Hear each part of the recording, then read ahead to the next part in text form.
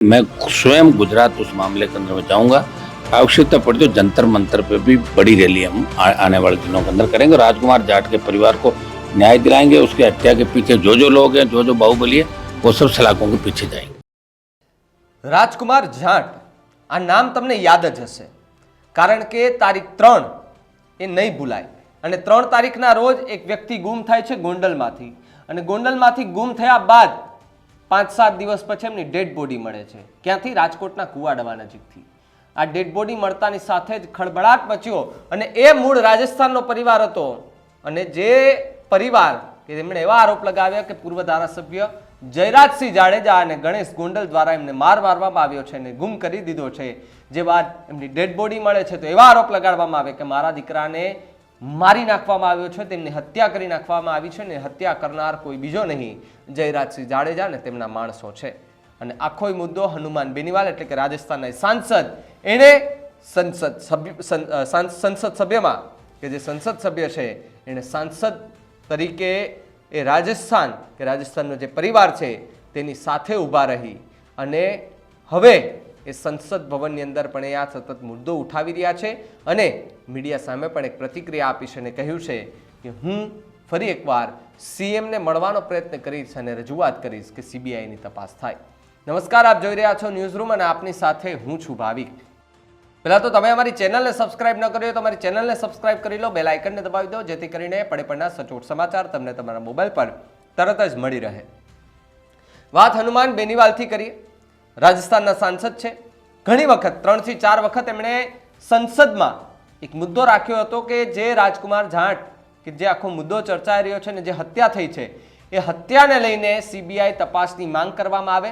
પણ રાજકોટ અને એ પોલીસ એવું કહી રહી છે કે ભાઈ તપાસમાં એવું બહાર આવ્યું છે કે હિટ એન્ડ રનની ઘટના છે અને એ રાજકુમાર જાટનું કોઈ હત્યાના કારણે નહીં પરંતુ અકસ્માતમાં મોત થયું છે. પરંતુ જે એફએસએલના રિપોર્ટ અને પોસ્ટમોર્ટમ રિપોર્ટ આવ્યા તો એમાં 40થી વધુ શરીર પર ઘા જોવા મળ્યા. ત્યારે હવે શંકાના દાયરામાં સૌથી મોટો પ્રશ્ન એ થઈ રહ્યો છે કે શું ખરેખર રાજકુમાર જાટની હત્યા થઈ હતી? સૌથી મોટો સવાલ એ થઈ રહ્યો છે. તો પછી પોલીસ કેમ પુરાવા છુપાવી રહી છે તેવા પણ સવાલો થઈ રહ્યા છે. એવું પણ સાંસદ કહી રહ્યા છે હનુમાન બેનીવાલ કે જે જયરાજસિંહ જાડેજાના ઘરના જે સીસીટીવી આપ્યા છે એમાં છેલ્લી થોડી મિનિટોમાં શું થયું એ સીસીટીવી પોલીસે કેમ ન આપ્યા?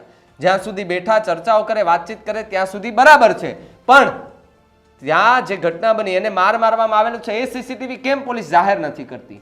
શું કોઈ મોટા વર્ગના બાહુબલી નેતા છે એટલા માટે પોલીસ આવું નથી કરતી? કે પછી પોલીસ ઉપર પ્રેશર છે કે તમારે આ કેસને ગમે એમ કરીને દબાવી દેવાનો છે? જો આવું હોય તો ખરેખર લોકશાહીનું ખનન થઈ રહ્યું છે.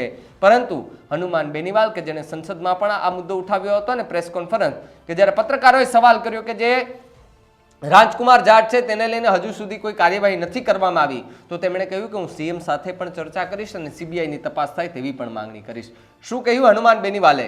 પહેલા એમને સાંભળો.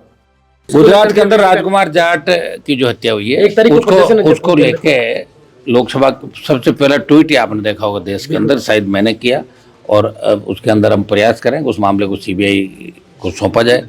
गृह मंत्री प्रधानमंत्री से भी मिलेंगे उस मामले में, दोबारा पार्लियामेंट के अंदर उस मामले को हम उठाएंगे और मैं स्वयं गुजरात उस मामले के अंदर में जाऊँगा.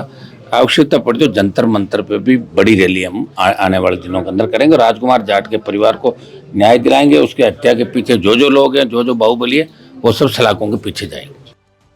તો આ તમે જેને સાંભળ્યા હનુમાન બેનીવાલ રાજસ્થાનના સાંસદ છે અને તેમણે સીબીઆઈ તપાસની સતત માંગ કરી છે. જો કે હનુમાન બેનીવાલ નહીં, અમુક એવા ધારાસભ્યો, અમુક એવા સંસદ સભ્યો, અમુક એવા સંગઠનના રાજસ્થાનના સંગઠનના લોકો એ પણ એવું કહી રહ્યા છે કે ભાઈ સીબીઆઈ તપાસની માંગ થવી જ જોઈએ અને જો સીબીઆઈ તપાસની માંગ નહીં થાય તો હાઈકોર્ટ સુધી દરવાજા ખખડાવવાની પૂરેપૂરી તૈયારી અમે દર્શાવી દીધી છે. કારણ કે જે રાજકુમાર જાટનું મૃત્યુ થયું છે તેના પિતા રતનલાલ જાટ કે તેઓ હવે હાઈકોર્ટ સુધી આવવા માટે પણ તૈયાર થઈ ગયા છે.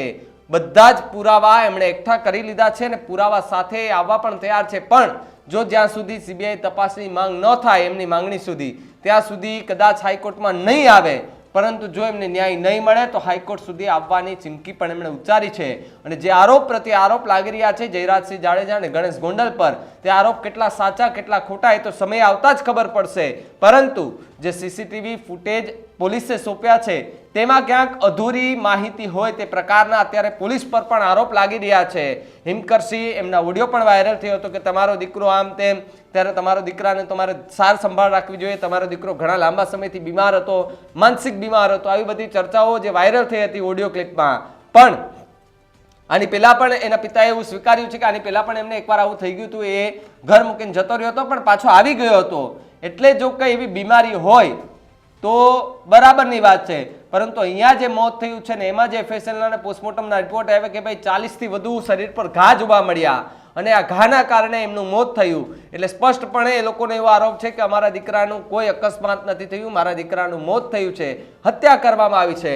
સાથે સાથે રાજકુમાર જાટની બહેન એ પણ રાજકોટ સિવિલે પોસ્ટમોર્ટમ જ્યારે પોસ્ટમોર્ટમ કરવા માટે બોડી લઈ ગયા ત્યારે ત્યાં હાજર હતા અને એમણે પણ કહ્યું હતું કે મારા ભાઈને જ્યાં સુધી ન્યાય નહીં મળે ત્યાં સુધી બેન તરીકે હું હાઈકોર્ટમાં પણ જવા માટે તૈયાર છું અને મારા ભાઈને ન્યાય અપાવવા માટે ગમે જે કરવું પડે એ બધું જ કરવા માટે હું રેડી છું. અને આ સાથે જ રાજસ્થાનથી હવે લોકો ગોંડલ તરફ આવવા માટે તૈયાર થઈ ગયા હોય તે રીતની વાતો પણ અમને મળી રહી છે. કારણ કે આની પહેલા એડવોકેટ ને બધા જ લોકો રાજકોટ અને ગોંડલ આવી પહોંચ્યા હતા, પુરાવા પણ એકઠા કરી લીધા છે. હવે એ લોકોને આગળની રણનીતિ એ છે કે 1 તારીખે આવનારી જે 1 તારીખ છે ત્યારે જયપુરમાં એક વિરોધ પ્રદર્શન રાખવામાં આવ્યું છે કે ભાઈ જે CBIની તપાસની માંગ થાય તે આખા મુદ્દે એક સૌથી મોટું વિરોધ પ્રદર્શન જયપુરની અંદર રાખવામાં આવ્યું છે. અને આ જયપુરની અંદર જો વિરોધ પ્રદર્શન થાય તો એના પડઘા ગુજરાતમાં પડે કે કેમ એ તો સમય આવતા જ ખબર પડશે. આ મુદ્દે તમારું શું માનવું છે અમને કમેન્ટ કરીને ખાસ જણાવજો. જોતા રહેજો ન્યૂઝ રૂમ. નમસ્કાર.